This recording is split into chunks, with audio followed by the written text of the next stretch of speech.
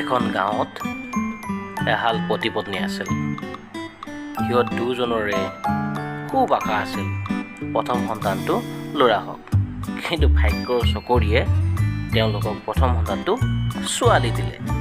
আৰু তেতিয়া মদনে খুব দুখ কৰিলে, ভগৱানক বহুত গালি দিলে যে ভগৱানে আমাক ছোৱালীহে দিবলৈ পালে। আৰু ঘৈণীয়েকেও ক'লে যে তাইৰ লগৰবিলাকৰ প্ৰথম সন্তানটো ল'ৰাই হৈছে, ছোৱালীনো কি, ছোৱালী বেলেগলৈ গুচি যাব, ল'ৰাহে খুৱাব। সিহঁতৰ মনত সদায় এটা ভ্ৰান্ত ধাৰণা আছিল যে ছোৱালীয়ে একো কৰিব নোৱাৰে। আকৌ দ্বিতীয় সন্তানটো সিহঁতৰ ছোৱালীয়ে হ'ল। মদনৰ যেন সৰগ ভাঙি পৰিল। ঘৈণীয়েক পদুমীয়েও খুব কান্দিলে। মানুহৰ আগত লাজ পাম বুলি ঘৈণীয়েককে গালি পাৰিলে। ঘৈণীয়েকনো কৰিব কি? এনেকৈয়ে সিহঁতৰ দিনবোৰ পাৰ হ'ল। সিহঁতে ছোৱালী দুজনীক দেখিব নোৱাৰা হ'ল। তেওঁলোকে ছোৱালী দুজনীক ঘিণ ভাৱ কৰিবলৈ ল'লে। অলপ অলপ কথাতে ছোৱালীবিলাকক গালি পাৰে, ছোৱালীকেইজনীক কাৰোবাৰ খং আনি ছোৱালীকেইজনীক ধৰি লৈ মাৰে, তেনে ঘৰৰ কাম কৰায়, তেনেকুৱা ধৰণৰ কাম কৰিব ধৰিলে। ছোৱালীকেইজনীয়ে কান্দিছিল যদিও কামো কৰিছিল। অৱশেষত তেওঁলোকৰ ঘৰত এটা ল'ৰা সন্তান জন্ম হ'ল। পদুমীৰ খুব ফূৰ্তি, মদনৰো খুব ফূৰ্তিতে গাত তত নাই। ভনীয়েক দুজনীৰো ভায়েকক পাই মৰমত থাকিবই নোৱাৰে। কিমান যে মৰম নিজৰ ভায়েকলে। এনেকৈ পাৰ হ'ল দিনবোৰ। মা, ভাইটিয়ে আম খাই আছে, আমাকো দিয়া না, আমাৰো আম খাব মন গৈছে। মা, তহঁতক খুৱাব নোৱাৰো দেই, সি ল'ৰা মানুহ, সি খাওক, তহঁতে নাখালে হ'ব দেচোন, তহঁতে ছোৱালী মানুহ, তাৰ ৰলে তহঁতে খাবি দে, সি যদি খাই ৰৈ যায় তহঁতে খাবি। মেঘাৰ এনেকৈ বহুত দুখ লাগিছিল।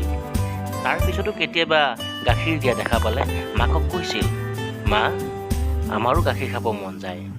তেতিয়া মাকে কৈছিল, দুজনীকে ছোৱালী আমি পুহিব নোৱাৰোঁ নহয়, তহঁতৰ ভৰণ পোষণ ধৰিব নোৱাৰোঁ, ই ল'ৰা মানুহ, ই আমাক ইনকাম কৰি খুৱাব, তহঁতে কেনেকৈ খুৱাবি? সিহঁতে মেঘাই কৈছিল, আমিও ইনকাম কৰি খুৱাম মা। তেতিয়া গিৰিয়েকেও সেই একে কথাই কৈছিল যে তহঁত ছোৱালী মানুহ, বেলেগৰ হবি এদিন, ইহে আমাক খুৱাব লাগিব। এনেকৈ দিনবোৰ পাৰ হৈছিল। সিহঁতে ছোৱালী দুজনীক দেখিবই নোৱাৰিছিল। যদিও মেঘাই কেতিয়াবা অলপ আপত্তি কৰিছিল, চুটিয়ে বুজাইছিল। বাপেক মাকৰ মৰমত পুতেক কৌশিকে দিনক দিনে খুব খৰচী হৈ গৈছিল। যদি বজাৰৰ পৰা কৌশিকৰ কাৰণে বহুত ডাঙৰ ভাল কাপোৰ এযোৰ আনে, সিহঁতৰ কাৰণে আনিছিল ফুটপাথৰ সেই নৰ্মেল কাপোৰ এযোৰ, তাকে পিন্ধিছিল। মেঘাই যদিও কৈছিল, চুটিয়ে বুজাইছিল। তেনেকৈ পাৰ হৈছিল সিহঁতৰ জীৱনবোৰ। মাক দেউতাকৰ যি ছোৱালীৰ প্ৰতি এটা বেয়া ভাৱ, সেই ভাৱটো লৈয়ে সিহঁত ডাঙৰ হৈছিল। আৰু ইফালে ল'ৰাজনেও বহুত অহংকাৰী হৈ গৈছিল মৰমত। তাক যি লাগে তাকেই দিয়ে। সি তেনেকৈ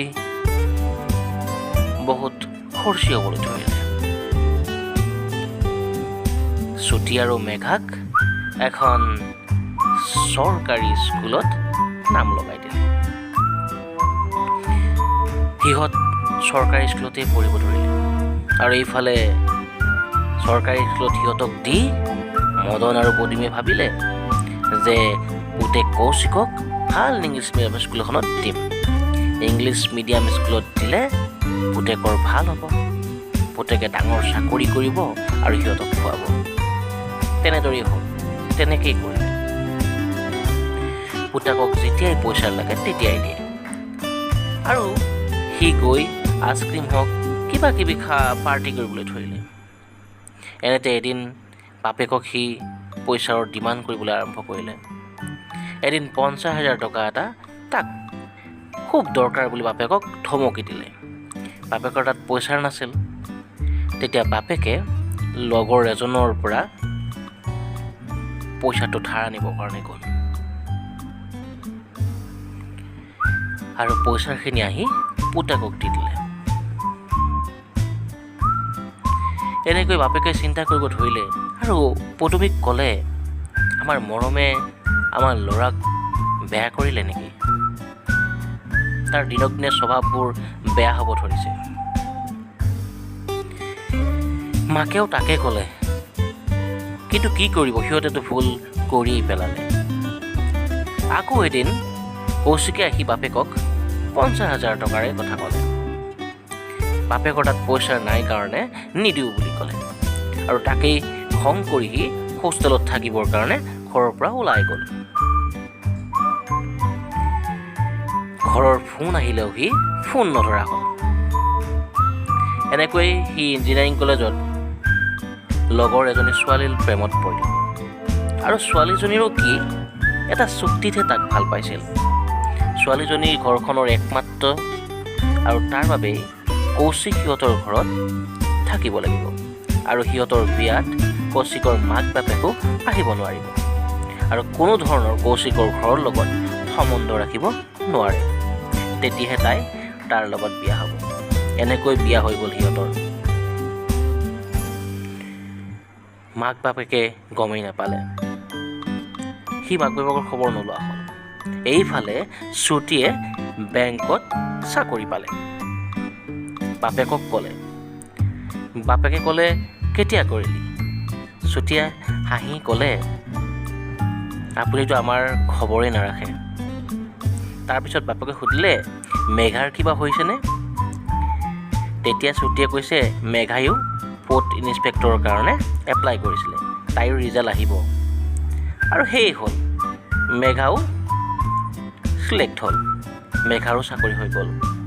তেতিয়া পদুমীক মদনে ক'লে যে আমি যি আশা কৰিছিলোঁ ল'ৰাৰ পৰা, ল'ৰাই আমাক এৰি গুচি গ'ল, কিন্তু এতিয়া আমাক ছোৱালী দুজনীহে পোহপাল দিব। তাকে কৈ দুজনে বৰ দুখ কৰিলে আৰু কান্দিলে। তেতিয়া মেঘা আৰু শ্ৰুতি আহি মাক বাপেকক ক'লে, তহঁতে টেনশ্যন নল'বি, তোৰ ল'ৰাই নোখোৱালেও তহঁতক আমি খুৱাম। এই বুলি শ্ৰুতিয়ে শ্ৰুতিৰ ফালে থকাৰ কথা ক'লে, আকৌ মেঘাই মেঘাৰ ফালে থকাৰ কথা ক'লে।